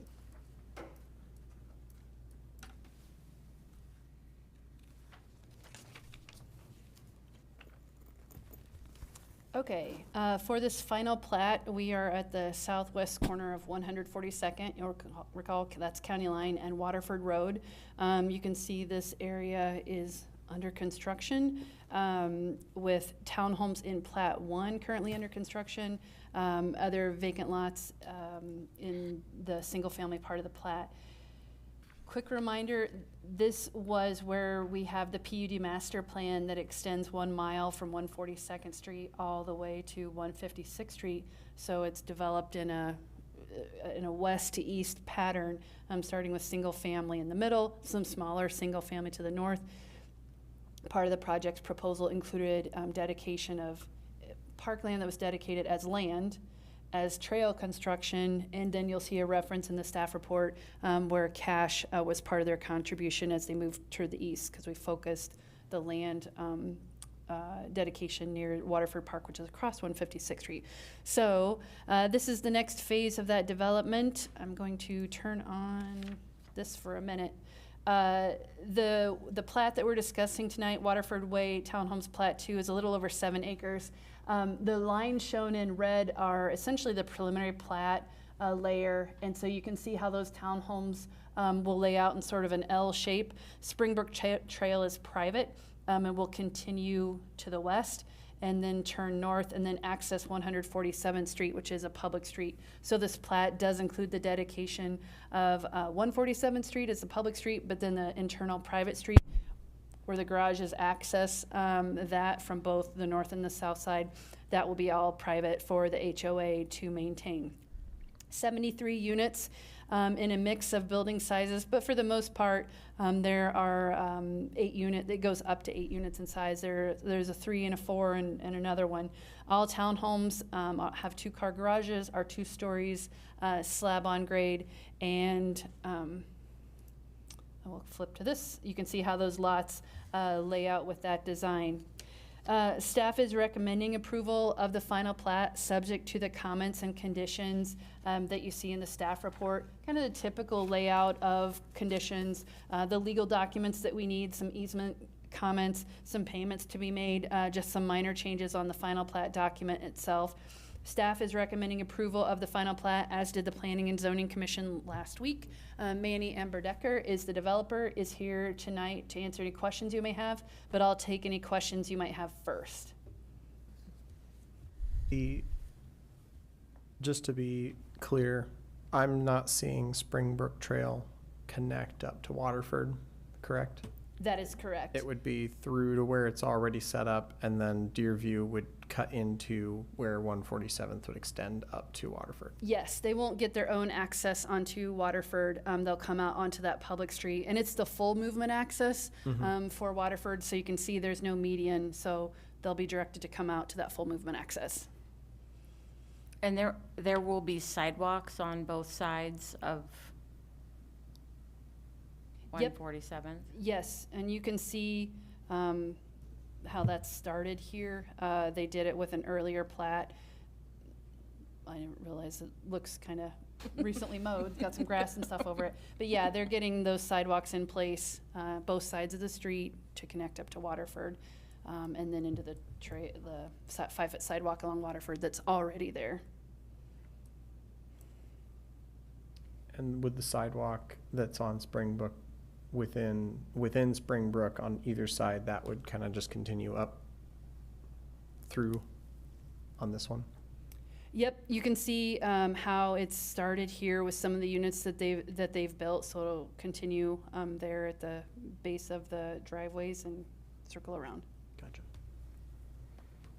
We also made, when we were doing the site plan, had them do a 5-foot sidewalk connection here on the north side of this unit. That was when we weren't quite sure what the Hubble project was, but Hubble has tied into that connection as well. So even though the developments aren't tied, people can still walk amongst the development without getting on the big one along Waterford. Are those, to get to the big one on Waterford, you'd go connect to 147th and just go up? You would. Okay. And that's because there's a berm that's required along Waterford and plantings. So we didn't want to break the berm height to accommodate a sidewalk. We wanted to keep that as steady for screening purposes and planting purposes. Gotcha.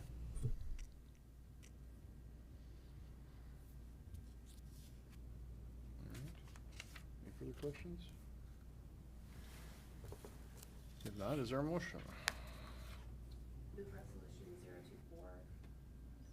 Move resolution 024-2026. Motion by Kroll. Second. Second by Carberry Montgomery. Discussion, please vote.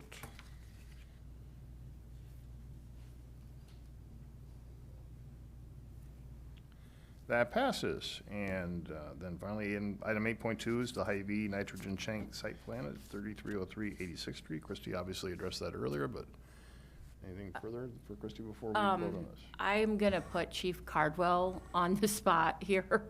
This just came to mind while we were having the discussion. I'm assuming in case of accident or incident, the fire department is or will be trained to respond to a nitrogen explosion or leak or I'm sure. maybe that's already in your bag of tricks.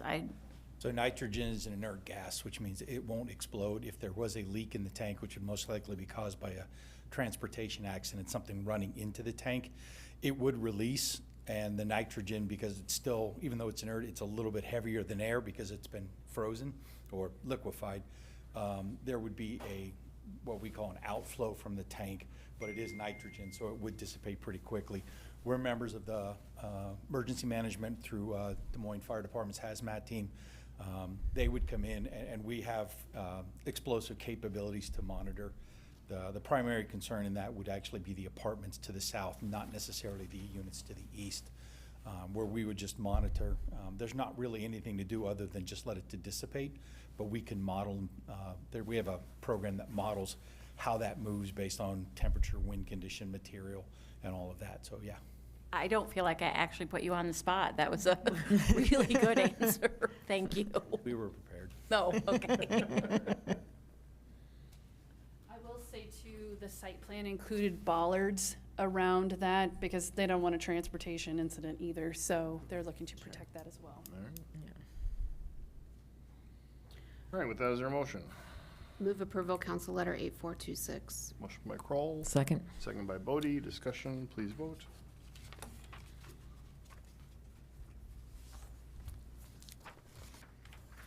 That passes, and I think now is also an appropriate time to thank Christy for her role as interim director during these times after Steve was phasing out, and we have Rose here. I want to also acknowledge Rose Schroeder, our new community development director here tonight as well. So Rose, welcome, thank you for coming to Urbandale. We didn't want to put you on the spot for the second day of for work, so that's why Christy is still taking over, or first day of work. Okay, so thank you, Christy, and welcome, Rose. We appreciate it both. Good. All right, then moving on, item 9, item 9.1 is to consider the EMS billing services agreement for the Physicians Claims Company. It's only appropriate that Chief got up here, so I'll turn it over to Chief Cardwell to introduce the item. So Chief?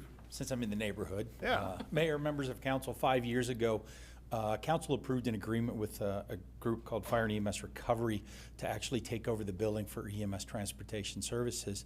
That company was subsequently bought out and is now owned by a major national chain called EMSMC. Over the intervening couple of years that we have been trying to work through them, we've run into a number of problems both in our department and in the finance department with regard to their ability to follow up on claims, the fact that claims weren't being filed properly, the fact that they couldn't provide the necessary documentation that finance needed, the people that they were not collecting on, just a number of issues.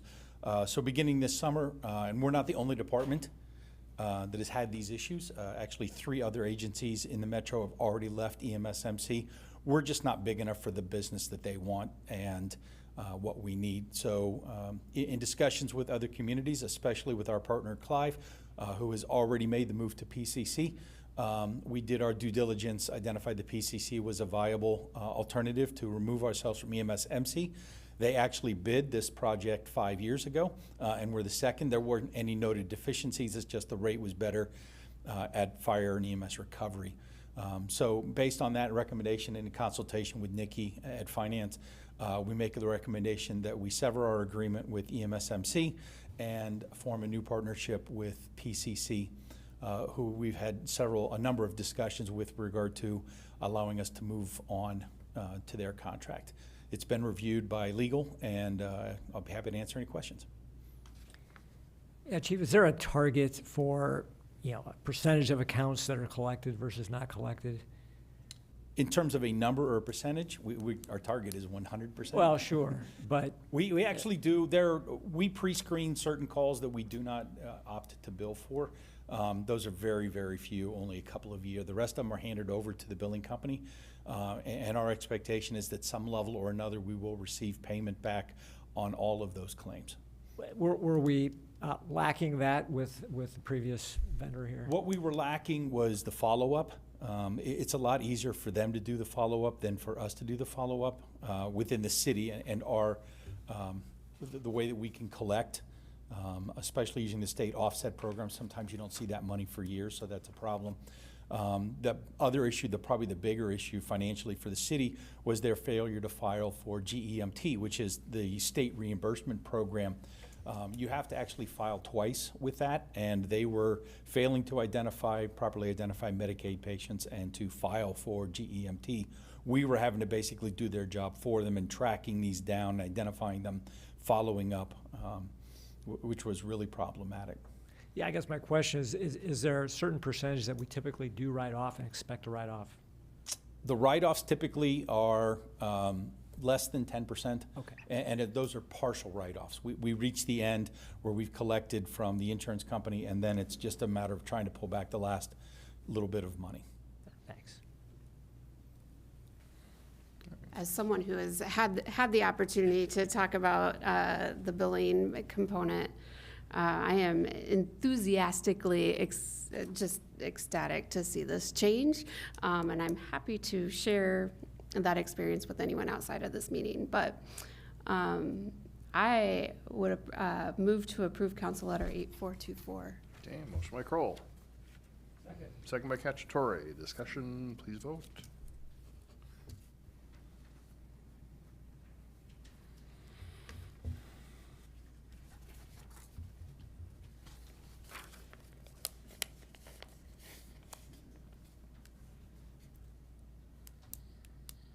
That passes. All right, great. Thank you, Chief. Item 9.2 is consider the services agreement for portable restrooms. And Jan Herkey would like to talk about restrooms, don't you, Jan? Jan, if there are any questions on this, Jan would be happy to come up and talk about potties. Move approval, Council Letter 8407. Motion by Kroll. Second. Second by Bodie. Discussion, please vote.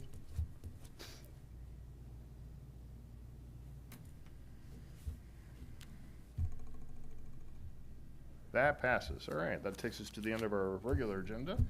And City Manager's report, David? I've got nothing tonight. Okay. Blake? Looking forward to the partnership dinner this week. I'm curious about when we will get our budget books so that we can dive in. I cannot answer that tonight. All right. We are in the middle innings of the game. We've got a lot of the game left before we'll be able to talk about a specific hard deadline for the budget books. Well, I'm excited. Still working. He's geeking out over it. Yeah. Nikki and I have had 2 marathon sessions last week, but there are more to come before we're going to be able to move forward. Sounds good. I just wanted to shout out, I'm assuming that the fire department was doing training at the pond at Walker Johnson in the last couple of weeks or something about ice rescue or something like that, is my assumption, because there was a lot of people throwing themselves into the pond and then getting rescued. And it was during school pickup, and a lot of parents were like, what's happening? So there was a great show, so people enjoyed it. I actually heard from several people that were like, this is a training, right? I'm like, I'm pretty sure it is. But it was very fun to kind of see them going and practicing. So I did want to highlight, I started reading Bob's Book Club pick. In the introduction, I thought it was very appropriate that they defined civility as the motivation behind our conduct that sees other persons as our moral equals and worthy of basic respect, and highlighting that civility sometimes requires that we act in a way that appears deeply impolite, such as telling people difficult truths or engaging in civil disobedience, which I think is appropriate given Monday is MLK Day, and we do need to be speaking truths and treating people with respect and dignity. So that's my highlight. Thanks, Blake. I'm glad you're reading it. And actually, I talked to the author the other day, and we may bring her in virtually sometime to have a discussion on it. So, all right, Bridget. Thank you, Nicole, for putting these at everyone's spot. We had a DART meeting today, so you're very lucky that everything's fresh in my mind. But these were the slides for DART's legislative priorities and how they align with all of the proposed tax bills that have come out so far. So I just wanted everyone to have this as soon as possible to have, if you're having any discussions, we really, it's imperative for those of us in DART, which is the only regional transit authority in the state, so we are on our own, that we make sure that DART is included in conversations as it relates to the, for lack of a better word, trickle down of the property tax bills. Some of them may address it directly, some of them don't, but these were the 4 slides from our meeting today that I wanted to share. Other highlight, or not highlight. We approved Pleasant Hills leaving at, it'll be mid-June with the implementation of the reimagined art network. And then we also approved a expedited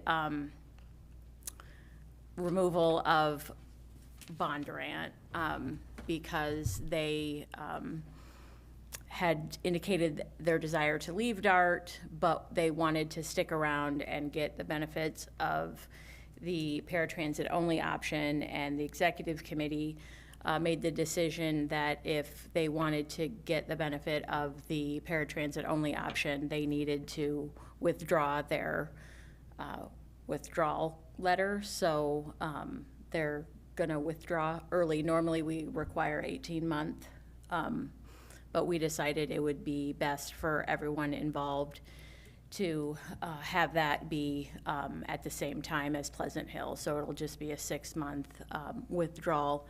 So there may be some negativity out in the media about Bondurant leaving, and they're placing blame on the commission, but we tried our best to accommodate their desires, as well as Pleasant Hill, with the creation of a paratransit only option, and neither one of them wanted to take advantage of it.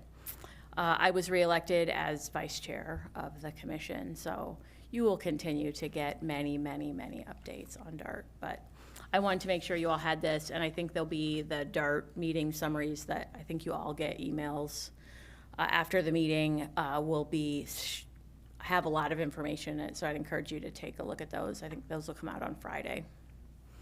Oh, and I did want to get some clarification, I think, from Bob and David. I mean, it's my understanding that our policy is if an email comes in, that Bob or David will respond to that constituent's concerns. And I just want to make sure that that's still the policy. I guess I was a little confused today when I was looking for the response to the email that came in directly to us, or maybe it didn't even come into me. I don't know if it came into Amy. I think you were the one that forwarded it to us from the person that lived in or about Hy-Vee. So I just wanted to make sure that that was still standard operating procedures, that one of you two would be responding on behalf of council. I think we generally do, yes. Yeah, I would say typically, I think in this particular case, Bridget, what happened was the email came in, you know, it's, because it's a zoning matter, you know, typically when an email like that would come in, our thought process would be to get it to the council so that it can be considered with the decision on the zoning. That had already happened because the email went to the council and was forwarded to staff. And it was after the staff had made the recommendation to Plan and Zoning, and after the Plan and Zoning Commission had taken action on it. So it slipped through the cracks from that standpoint. Because I just want to make sure that it wasn't, Joe and I had a little conversation about this. It hasn't been my policy, and maybe it needs to be, to just acknowledge receipt of the email instead of just, even though there wasn't a specific question that, you know, in that email, acknowledge receipt and say, one of the two of you will be responding. And certainly from an operational standpoint on zoning matters, we could absolutely hit reply and say, since this was sent to the city council, you know, the city council will have received it and will consider it as part of the record when it makes the decision, just so that it's clear, because the folks that are sending the emails don't always understand the procedure. But yeah, typically if that email had come in earlier,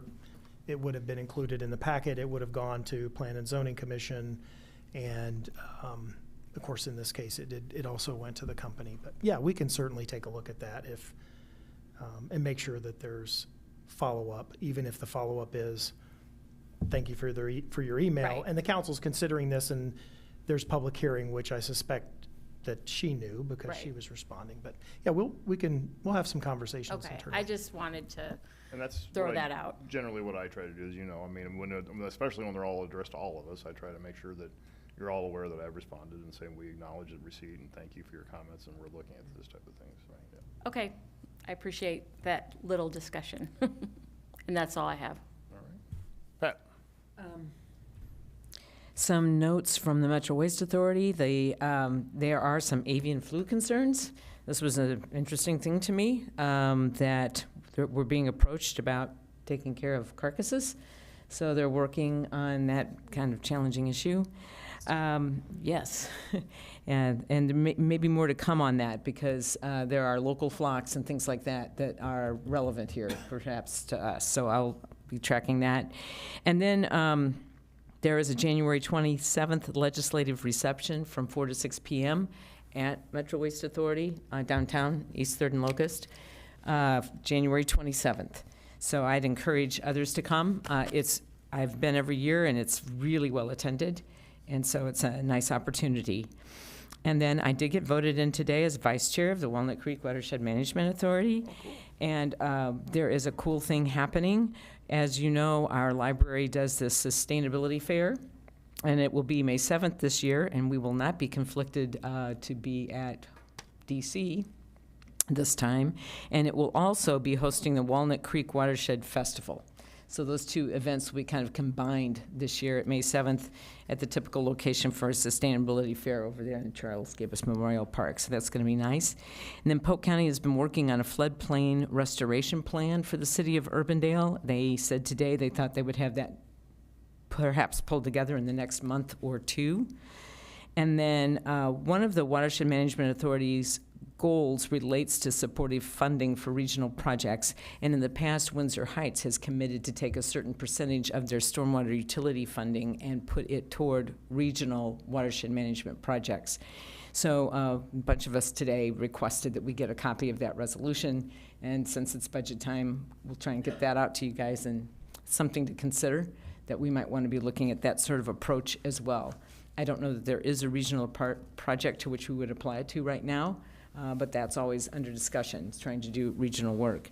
And then I wanted to just mention a couple things.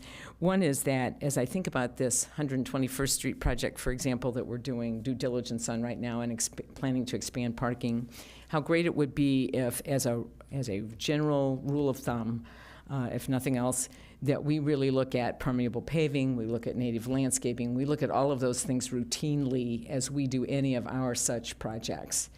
We are limited in what we can require of developers, but we certainly could be demonstrating it, as well as, working overtime to incent that work elsewhere, but we could be doing it, and I think that would really be something to consider. And Bob, I wanted to thank you for saying something to Holly about those flock cameras. I'm not sure what research we're going to get done on it, but I think one of the key pieces that keeps coming up in all the letters, and I'm receiving personal letters, not just city council letters, and seeing a lot of stuff about this, it's just really the concerns about what the flock people themselves are doing with the data. So I think in the research we need to understand not just what we do and what our policy is, but what is happening beyond the city of Urbandale. That's it for me, except a constant thank you to staff for all their great work. Pat, can you repeat again when the legislative reception was? January 27th, I think that's a Tuesday? Mm-hmm. Yeah, it's From Tuesday. what time? 4 to 6. Yeah, Thank you. yeah. Maybe I'll see you there. Amy? I do not have too much. I did get the opportunity to speak on January 9th to the lead DSM YLI youth group, which I just find lovely. And got some good questions and good dialogue with young people regarding homelessness and transportation. So always neat to see young people think critically about the issues that face our community, and a few Urbandale residents are in that group as well. Yeah. Thanks. Joe? Yeah, I want to follow up on the flock camera issue as well. I think it would be a good idea to push some information out to the public about the safeguards that we have in place. And, you know, we've received some information from the police chief, but I think the issue is going to continue to crop up. And I'm open-minded to, you know, further education on it. I agree with Pat that, you know, we need to make sure we understand what's done with this data and what the safeguards are beyond Urbandale for this data. But at the end of the day, I think the issue is going to continue to crop up unless I think we clearly communicate with folks what the safeguards are. And I know that some of those have been communicated by the chief, and I appreciate that. Beyond that, you know, just watching the legislature to see what they'll do to us on property taxes. Hopefully we get our money's worth from the League of Cities and the Metro Coalition, whoever else is on the ground there, to look out for our interests. And beyond that, I know we already welcomed Rose, but welcome again. Yep, thanks, Joe. Again, with regard to the flock cameras, I did mention that briefly to David. We'll work further with the chief and get something out. I think we can put something together that we can probably, we'll work on that. So let's stay tuned on that. I'm not sure we'll address everybody's concerns, but we can certainly. I think we can put some stuff together. Yeah. I mean, there's very passionate positions on this, irrespective of what the facts are and what is said. Yeah, I think there's a lot of, you know, misinformation out there, to tell you the truth, and that's really what I'm aiming at. I think there's some misinformation. I think also we probably have a lot of policies in place that maybe a lot of departments do not have because of our affiliation with CALEA, and so I think with that, I think we can ameliorate a lot of those concerns that are out there. So yeah. You get extra points for just using that word right there. Thank you. Spell it. Yeah. That is an SAT word if I've ever heard one. Just a few things related to legislation. I'll just pick up on that. Again, I sit on both the legislative committee for the League of Cities and also on the Metro Coalition, and I know Curtis sat in on the Metro Coalition as well. We've sat on that and get the information. And I'll try to, I don't know if we did, I may not have forwarded the last, we probably should give that up. We'll forward that, but again, I think we're still very early in the session, obviously, and you know, we have the governor's proposal on property tax, we have the Senate proposal, and all indications are that the House majority is gonna be coming out with a proposal this week, so we'll wait to see how that comes. So I think it's, you know, until that drops, it's just a lot of speculation as far as what can be done. I know David and you we probably haven't spent too much time on it because we don't even, until the House majority one drops, we don't really know what's gonna happen. I just told Nikki she's gonna need another screen. You know, if you've ever been in her office, she's got the screen. Because I can't look at all this in my office. I've got to go to her office and pull it up on all the screens. So, I mean, the good news is it's not dropping at the 11th hour of the session, so we'll have some time. Obviously, there's gonna be a lot of discussion and debate on it, and when you have three different proposals that are all three pretty different proposals, even they don't agree, so we'll see how that comes out. But obviously, we'll be part of the conversation. I'm just looking at some other bills that came out early on. There's another bill requiring partisan primary elections for all city, school district elections. There's a bill out that requires that any ballot, any election that has a levy authority, that the party identification must be displayed on the ballot. Those are some of the early ones that I'm seeing out there. But again, property tax is dominating the conversation right now, and I'm sure it will be dominating the conversation. Bob, the one you just said about the party identification, Yeah. like DMAC would have to, in Broadlawns, those people. That's how I read it. Identify with the party. House File 2073. This bill amends Iowa's election law regarding ballot content and replaces the previous requirement that political party affiliation be printed after the name of each candidate for a quote partisan office. Instead, the party affiliation must now be printed after the name of each candidate for an office with the authority to propose, approve, levy, or vote for a tax. Yeah, So that's just general, That's just in general. If you're Correct. asking for a referendum. Yep.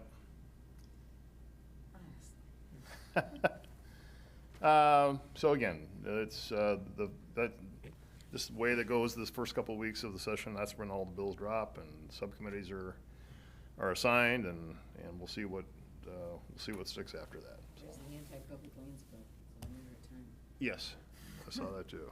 Bob, isn't there a proposal to do away with electing auditors and treasurers at Yes. the county level? Yes. So maybe eventually they'll just appoint us. I'm kidding. It's a joke. All right, so with that, we do have a closed session item for item 12.1. Is there a motion to enter into closed session regarding pending, pursuant to Iowa Code 21.51C regarding pending litigation? So move. Motion by Bodie, Second. second by Kroll. Discussion, please vote.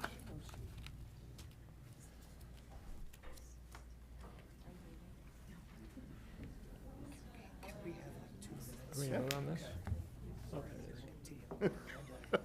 I think that's a great thing, David. Thank you, everybody.